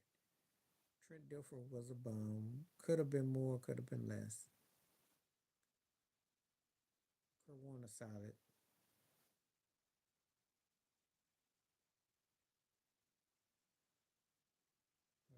Michael Vick.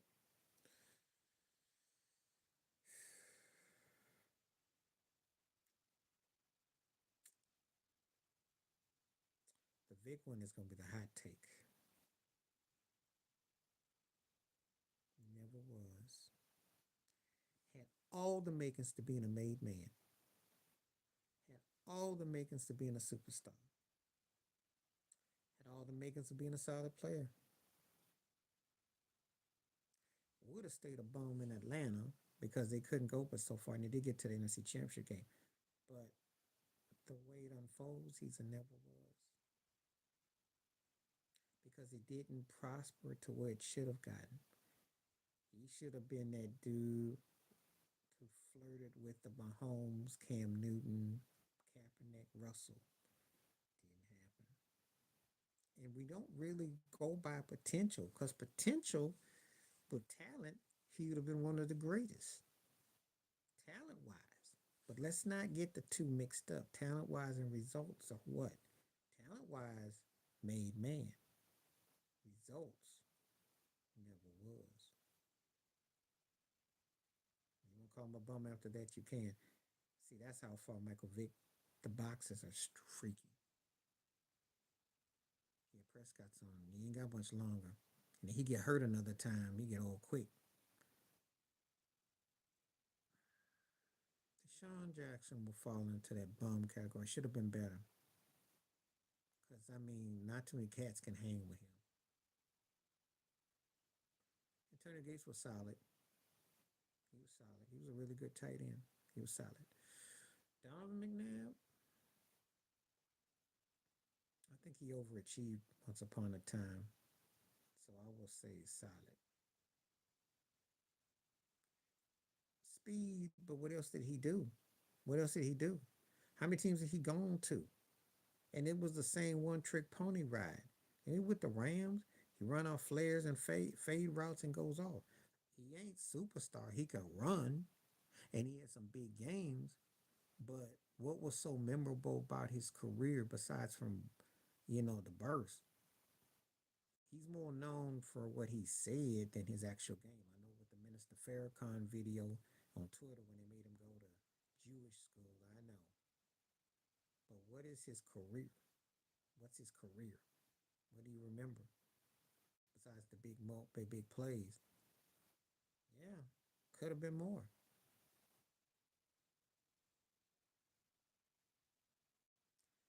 Bum for me because Odell Beckham guy gets they should have been neck and neck, and I love his speed.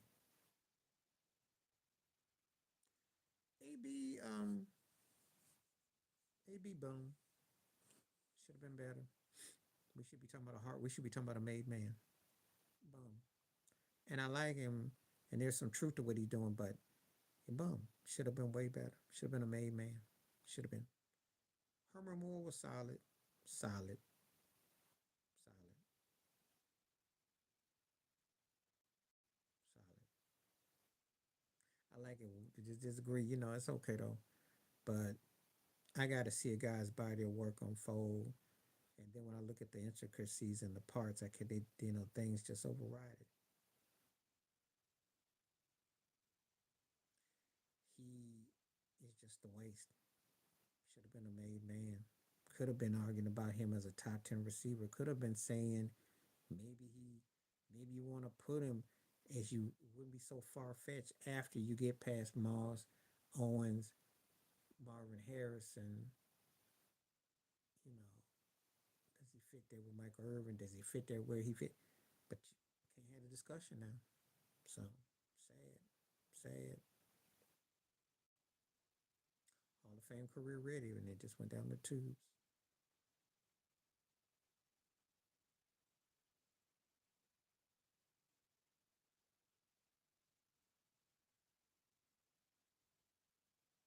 No, no, no.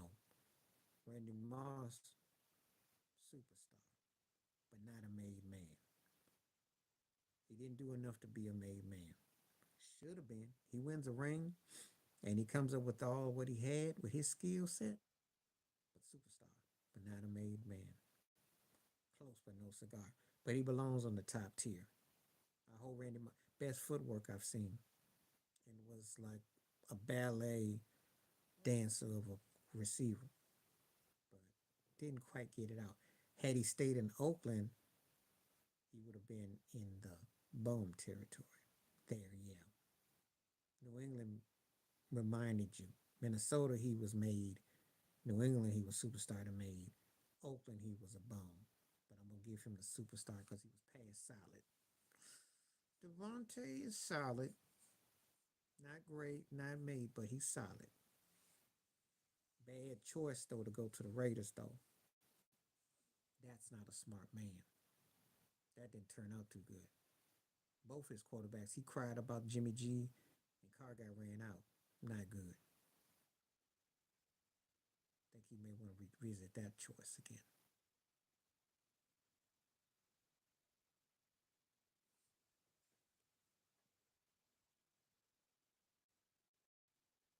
Well, you're entitled to your opinion. See, my idea of a made man is a guy that stands out as the best. I don't look at him as the best receiver. Talent, he's there. He has talent, but I'm not blown away. And to me, he has to redeem himself with a better situation. His situation is frustration. So um, I know you a Packer fan with him, and I understand all that. But he made a bad choice going with the Raiders and Carr. He's dying out there, dying. Just like DeAndre Hopkins is dying. D Hop was a top tier receiver. Getting stuck with Tennessee, with Ryan Tannehill, that's Saudi Arabia. And both those guys make career suicide moves. So unless they reemerge with a Buffalo, reemerge maybe with a Dallas, uh, if they have him back, then yeah, I'll give you superstar. I'll give you that. But right now, he's just solid to me. He's got the wrong situation, and he went leaving a situation that actually backfired. So Adams is great for his time. He's not Randy Moss for me. Randy Moss is a better receiver. So when you want to know, Moss broke records. Moss was a different tier to me. But Adams for his time is great. But going out to the Rays and getting stuck with Carr, and then Carr getting benched, and then you stuck with Jimmy G, and then you cry about that. Miles Garrett, superstar. I like him a lot. It's just that Cleveland doesn't pay. That's all. They just don't pay. And something about Cleveland, unless you do like LeBron or something or Jim Brown or something like, they just. But he's great. They just don't pay. They just not. They're not matching his intensity. They're not matching him. That's the sad part. Because if he played for a legit team that was really about something, you see, it comes into fruition. I like Miles a lot. He just dying there. Now that one I won't argue with you. And defense is different, but a receiver has to be smart. You cannot go and commit suicide like Devontae Adams did. Can't do it. You get stuck with the Raiders too, in the Patrick Mahomes era with Derek Carr. Your mindset is kind of suspect.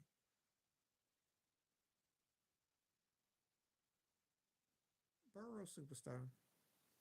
He a bad white boy. He got the goods. He got the goods. He just don't have the line. He got the good. He got the he's solid. Chase is solid. I don't really care for Bosa, but he's solid too. Burrow's one of those kind of guys that if it wasn't for Patrick Mahomes, he may be almost saying a made man because he got all the tailor to being a made dude. He's got superstar. Chase is tough. You know, he's tough. And Bosa is too. So some like Bosa's political politics, but that's another story. But player wise, yeah,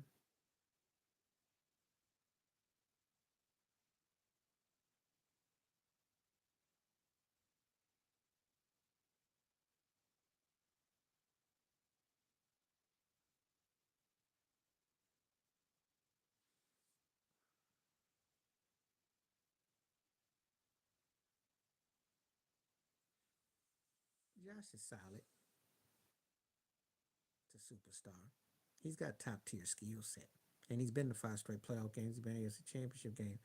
His talent merits him to be an MVP worthy quarterback. Um, he can dangle between superstar to bum. All depends on what happens the next couple of years. Right now, he's in the solid. He's a high solid, but he can go either way. Depends on what happens in the postseason. Not regular season. Regular season, he can hang with anybody. It's the postseason. Tua overachieves, and I'm gonna give him a solid because he's better than what he was projected to be. Obviously with Tyreek Hill and Waddle, but he's obviously got a good arm when it goes downfield, nothing over the middle. So he's solid. He'll be a bum though and fall off worse though if Miami never gets past the first round and he ends up he doesn't and if he gets a concussion or his career doesn't last, then people will be soon to forget him. But for right now, he's solid. That one's tough for me. Love them both, but it's Reggie White because what he did in Philadelphia, he was a beast. He was a freak. And of course, in Green Bay, he sealed the deal, but he was a freak. Bruce was right there. It's like a 99.9, 99.8, but Reggie was just a little bit more checked him, just a little bit more. He did the thing.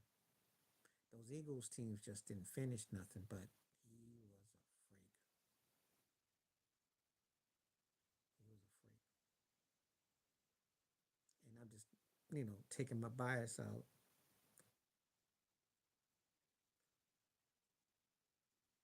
I like Sapp more, but I will say Aaron Donald. Because what hurt Sapp is when he went to Oakland again. And I got a problem with Oakland. Yeah, I do. Just like Devontae, because Sapp was bad. Sapp's a superstar, but that mess in Oakland, it's like he became a member of the Golden Girls. He just went into an old folks' home, just like Randy Moss. You don't want to go there. It came dusty and old. Donald was big, big time, big time. And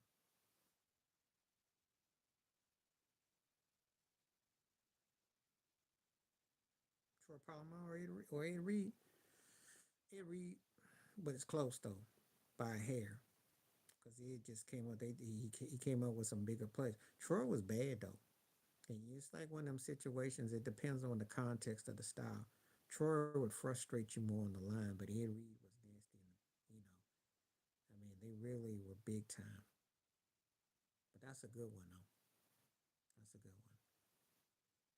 Give Ed just a slight edge. But Troy was bad though. Brian Dawkins. Brian was a beast. I liked Earl. And like I said to you last night, you can make the case with Earl over, Sherman Cam as far as his defense in Seattle, but Brian Dawkins was big time. I mean, he made that defense go. He really did. That's the difference because he really was stored out more on an island. Seattle, you can kind of camouflage, and it gets divided about who was the dude or who was that. So Brian Dawkins was that dude.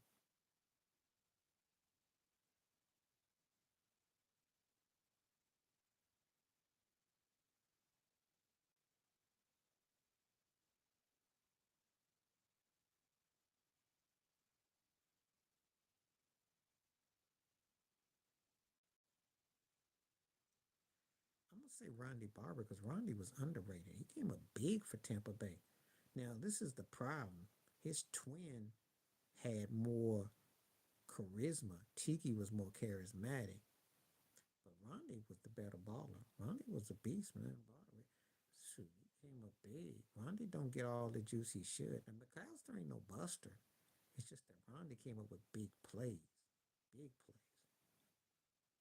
He was big time.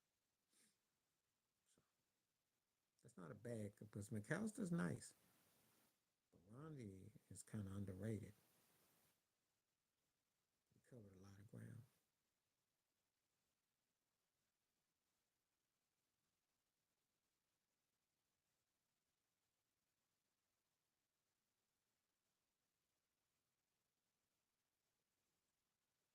That's true. But he also didn't drop the ball either. That's two things. He didn't shuffle and he didn't drop the ball because he intercepted a lot. He came up big. I mean that Philadelphia game when he picked McDonald, he came up big. He came up big. He came up big, and he's articulate too. It's just that white media don't want to touch him too much. But Rondi was cool. But yeah,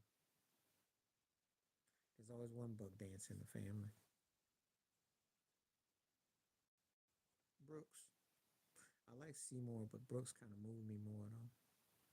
Seymour, I think, because when he got moved around, and Brooks just came up big though. Brooks just had a certain, I don't know. I like Brooks just by a bit much, but Seymour was bad though. He was bad though.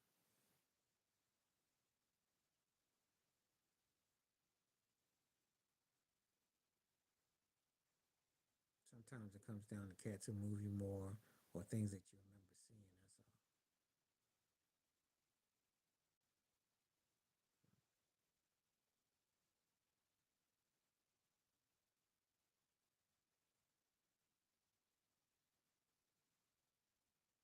That's all. That's a good one. This may be one of your top five right here. That's a great one. Cause I like him for different reasons. Monk was big and strong and athletic. Pearson always made clutch catches and was just so key and clutch. Um,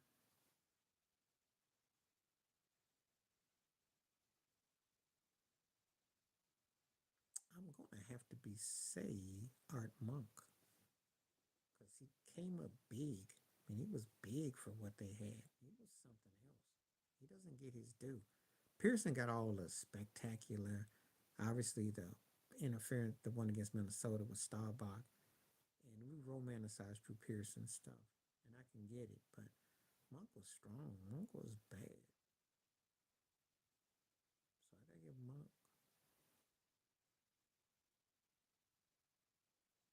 That's close though. That's a good one too. That's a good one. Well, most people don't ask that one.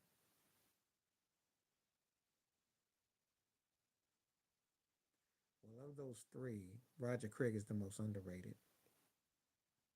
Marshall Falk was bad, and Thomason was bad. Um, Falk was probably the bigger of the three.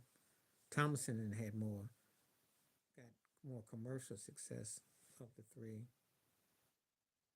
Craig was the prototype for Falk in that. So I got to give it to Marshall Falk of the three. But Roger Craig is the most underrated of the three. He did 1,000 yards and 1,000 rushing. But Falk probably gets the edge of the three of that. Thomason was MVP and everything, but Jerome Bettis, because the bus was real. He was bad with the Rams and he came to Pittsburgh. And, Martin was bad with the Patriots and the Jets, but Bettis came a big time. He came a big time.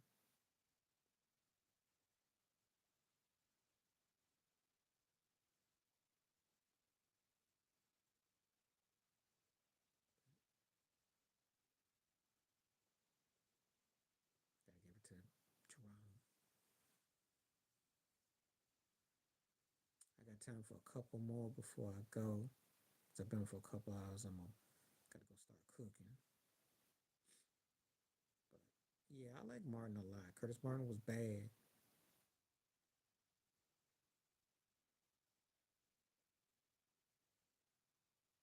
Mm, well, the Duke UNLV game comes to mind back in '91. Um, all my stuff is old, so I told you before. Anything before Kevin Garnett, Kobe, and them, that's where you're gonna usually find me talking about my Final Fours. Usually, unless we mention one of those Gonzaga games, because to me those were the obviously Duke, Kentucky, all that old stuff, all the old stuff. That's when real college basketball was. I know people are not going. That might sound like a cop out. It's not. Real college basketball was 70s, 80s, 90s, early 90s until after we get to 95. Anything after 95, we never know the truth because we lost out. And I'm not mad at cats. It's just that we lost out. We don't know. We're not getting college basketball like that no more. Not with the best of the best. So all the way from like late 60s to about 94.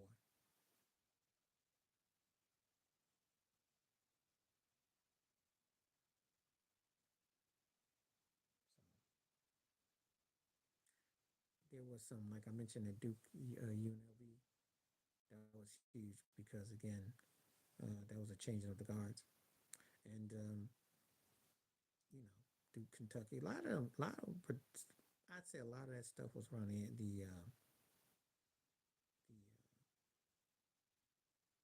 Carolina, Duke, you know, Georgetown, a lot of that stuff, Houston Cougars.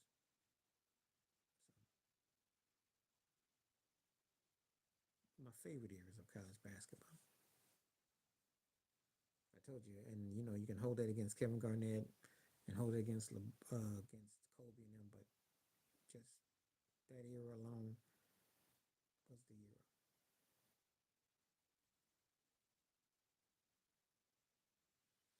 Okay, I think we're gonna about conclude. It was great to rap to you cats. We're gonna come back probably tomorrow. Try to come back tomorrow. Definitely, So peace the best. Stay up, stay warm, stay cool. Appreciate responses. Appreciate the questions and answers. Great topics as always. We covered a wide range. We're gonna keep on covering. Glad to see you. Stay safe, stay warm. Till next time, peace the best.